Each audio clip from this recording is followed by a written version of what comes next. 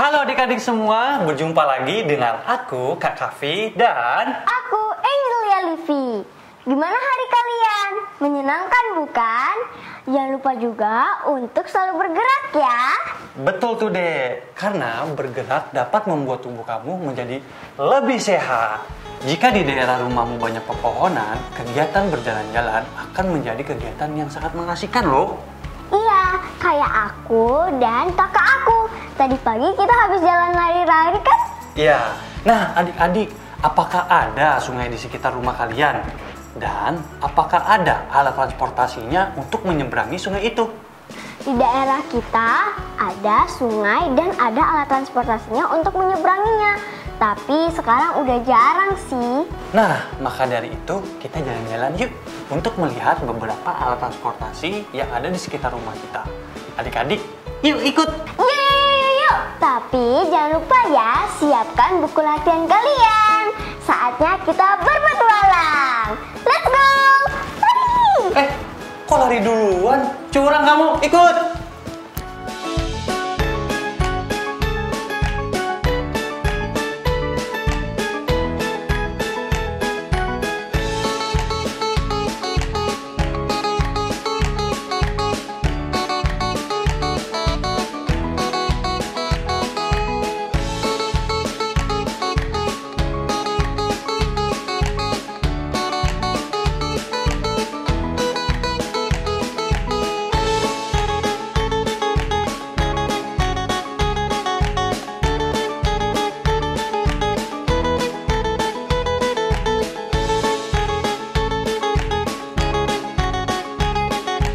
Beberapa daerah di Indonesia, Pulau Sumatera dan Kalimantan secara geografis terpisahkan oleh perairan.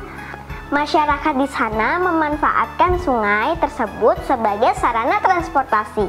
Dengan menggunakan perahu atau kapal, mereka dapat berpindah tempat dari suatu daerah ke daerah lainnya. Kebutuhan pokok dari kota ke daerah terpencil juga bisa sampai berkat aliran sungai ini. Bahkan ada juga yang membuat pasar yang menjual bahan pokok tepat di atas sungai.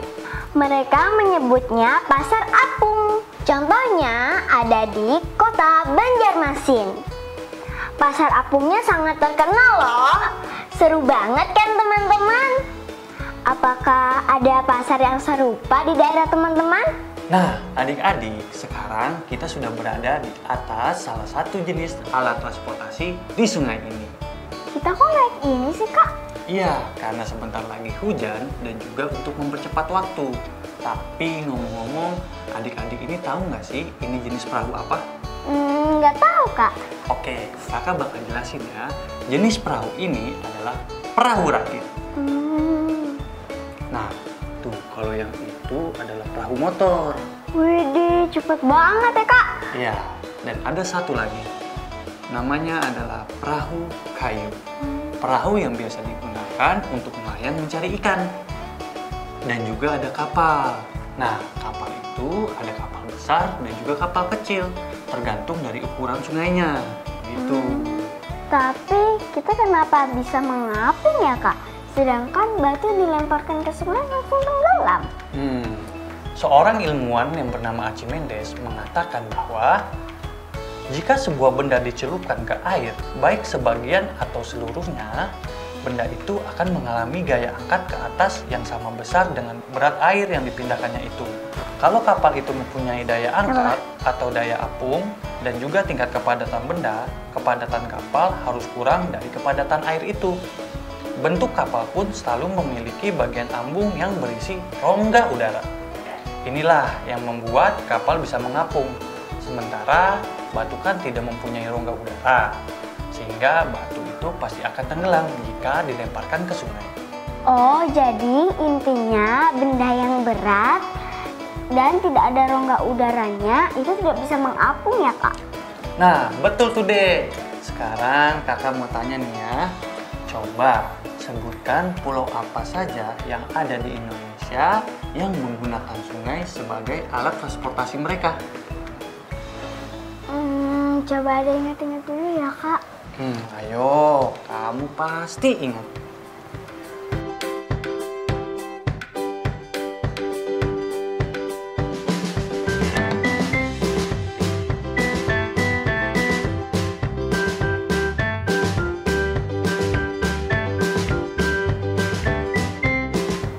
Kalau nggak salah, Pulau Kalimantan dan Sumatera ya, Kak? Nah, betul. Itu kamu pintar. Nah, sekarang kakak mau tanya lagi nih. Coba kasih tahu kakak, apa itu fungsi kapal? Fungsi kapal sebagai alat transportasi dan mengantar makanan pokok dari kota ke daerah terpencil, Kak. Betul lagi. Nah, selanjutnya, mengapa perahu atau kapal itu tidak bisa tenggelam? Tetapi jika batu dilemparkan ke sungai, dia bisa tenggelam. Kalau itu ada masih inget, Kak. Perahu atau kapal kan mempunyai lambung yang berisi rongga udara, sedangkan batu tidak. Betul kamu. Sekarang kakak punya tugas nih untuk adik dan juga adik-adik di rumah. Nah, hampir sebagian wilayah Indonesia mempunyai sungai yang besar dan kecil. Nah, bagaimana dengan di daerahmu? Tugasnya adalah adik-adik di rumah menuliskan tentang sungai yang sudah tidak dimanfaatkan lagi sebagai alat transportasinya. Ayo, adik-adik di rumah bisa menceritakan manfaat lain tentang sungai itu. Salin di buku latihan kalian masing-masing ya. Contoh pengantarnya bisa lihat di layar ya. Kamu bisa menuliskan kalimatmu sendiri. Selamat mengerjakan teman-teman, semangat ya! Adik juga ngerjain loh, jangan lupa ya.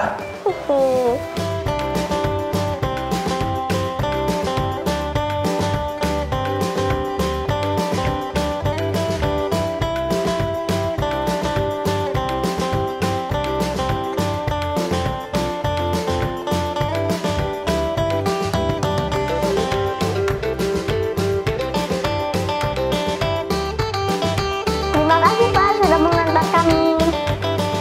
Yuk deh, kita pulang yuk.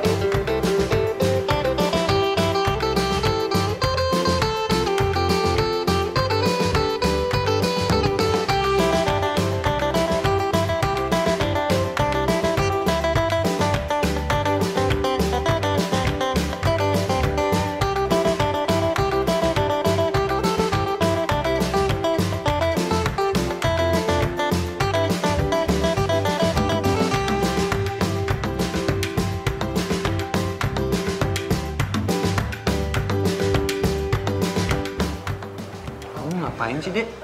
Itu, Kak, aku lagi baca nama kapalnya, tapi nggak kelihatan. Oh, nama kapal itu adalah Samudra Indonesia. Oh, Samudra Indonesia.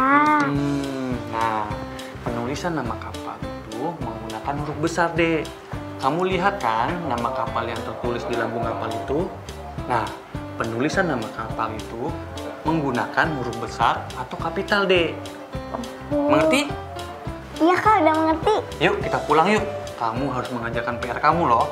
Oke, Kak.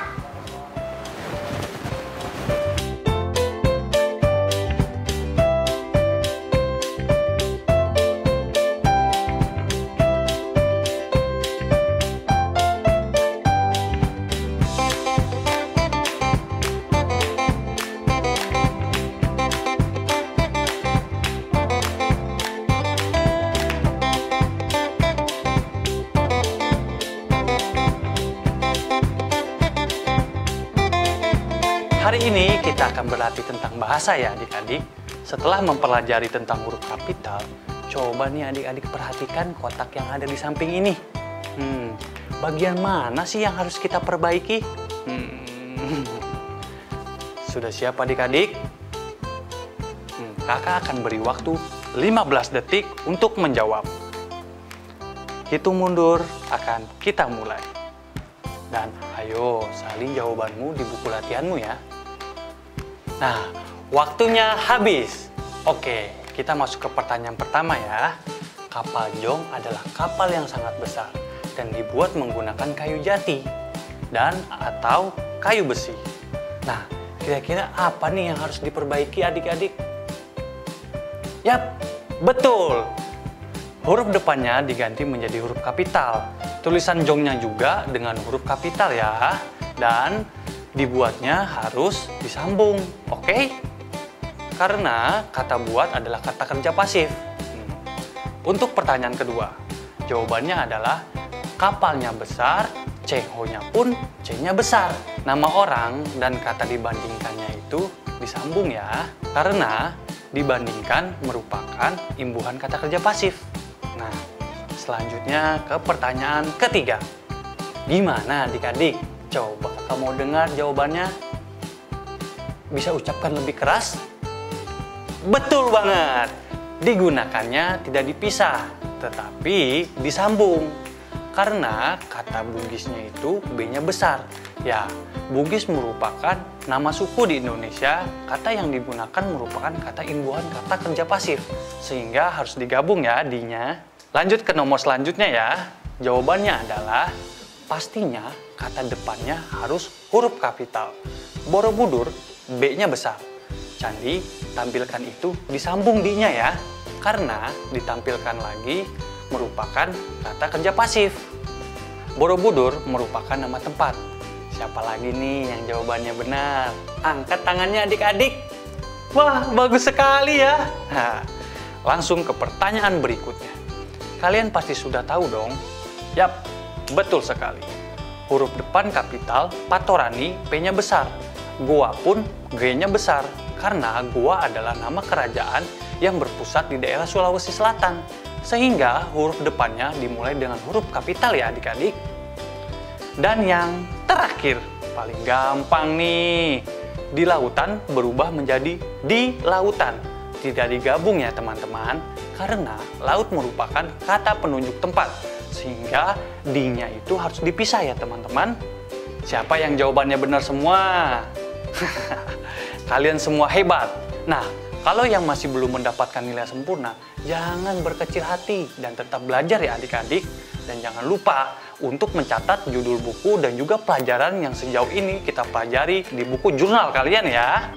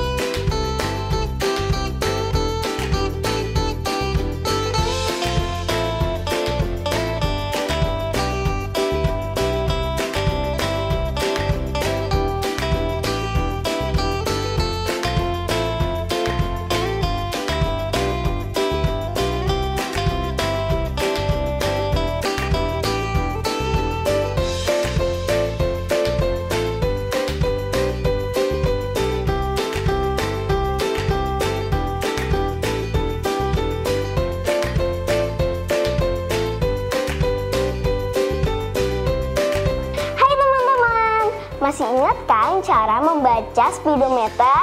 Aku mau belajar mereview ulang lagi nih dengan kalian. Coba perhatikan gambar speedometer di sebelah aku ya. Kalau seperti ini, kira-kira jawabannya berapa kilometer per jam ya? Coba teman-teman perhatikan jarum berhenti di garis yang mana. Kita bisa belajar untuk mengestimasi angka-angka garis speedometernya. Berhenti bukan di garis yang ada angkanya. Kita lihat lebih detail lagi ya. Jarum berada patas di tengah 0 dan 20, sehingga jawabannya adalah 10. Coba pada gambar yang kedua ini. Jarum berada di antara angka 140 sampai 180. Tapi kita lihat lagi lebih detailnya ya teman-teman. Nah, kalau kita lihat tadi di sini jarumnya ada di antara 140 dan 150. Persis di tengahnya. Ayo teman-teman tulis jawabannya. Sekarang ya, aku berikan waktu 3 detik. Dimulai dari sekarang. 1, 2, 3. Oke, kita cocokkan ya jawabannya. Jawaban yang benar adalah 145.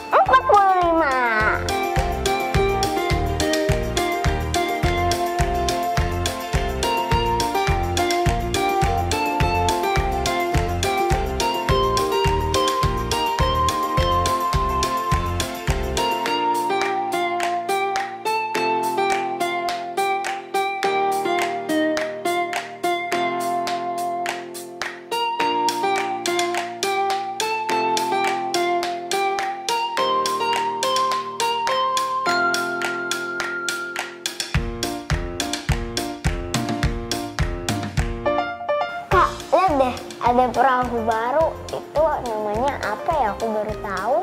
Nah, kalau itu namanya perahu layar deh. Oh, perahu layar. Bentuknya unik gitu ya, ada layarnya. Emangnya layarnya fungsinya untuk apa, Kak? Nah, layar-layar ini gunanya untuk menampung angin dengan maksimal, sehingga perahu dapat berlayar dengan baik. Nah, gitu. kamu lihat deh, ketiga layar tersebut memiliki sudut yang berbeda-beda. Iya Kak, berbeda-beda bentuknya, berbeda-beda juga sudutnya. Yap, betul sekali. Kak, kalau ban kan itu lingkaran 360 derajat. Tapi kalau misalnya segitiga kayak gitu, kira-kira berapa ya derajatnya? Nah, kalau segitiga jumlahnya adalah 180 derajat nih. Nih, coba kamu gambar segitiga di kertas. Lalu setiap sudutnya kamu lingkari dulu dengan ditandai A, B, dan C. Oh, seperti itu. Berarti kayak gini ya, Kak? Yap, betul sekali. Ya udah, dibenerin. Terus kamu gunting ketiga sudut segitiga tersebut, kemudian kamu satukan. Nah, nanti akan membentuk sudut 180 derajat. Oh, oke. Nah, udah bener ini. Nanti terus kamu gunting ketika sudut segitiga tersebut, kemudian kamu satukan. Nah, nanti akan membentuk sudut 180 derajat. Oke. Oh iya Kak, jadi 180 derajat.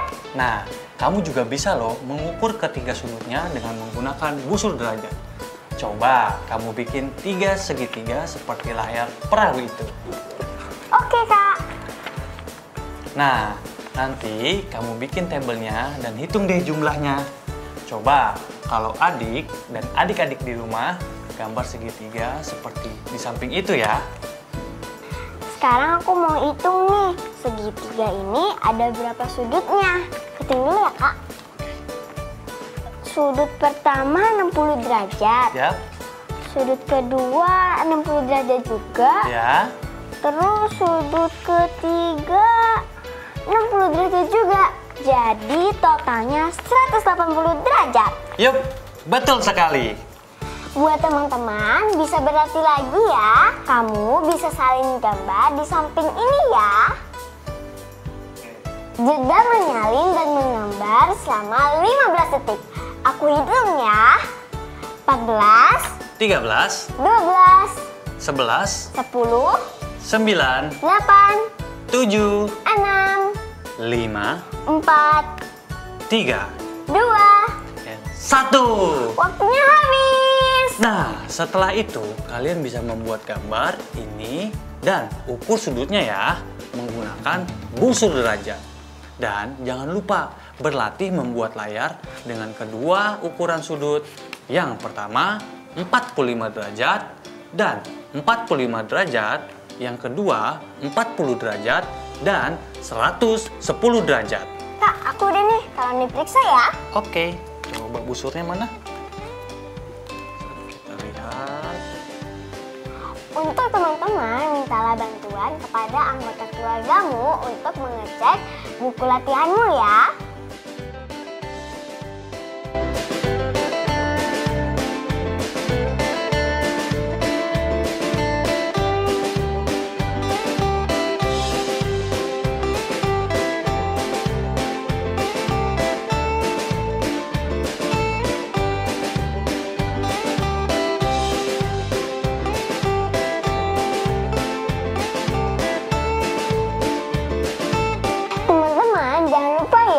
Untuk menuliskan apa yang sudah kita pelajari hari ini. Hari ini kita sudah belajar tentang transportasi sungai di daerah, penggunaan kata depan di, belajar tentang perahu layar, dan mengukur segitiga dengan busur derajat. Jangan lupa juga untuk mereviewnya kembali. Semangat terus ya teman-teman. Hai adik-adik, terima kasih ya sudah bergabung di petualangan kakak dan adik hari ini. Sehat selalu. Jangan lupa untuk selalu membantu anggota keluargamu ya. Kami pamit undur diri dulu. Sampai jumpa besok. Dadah. Dadah.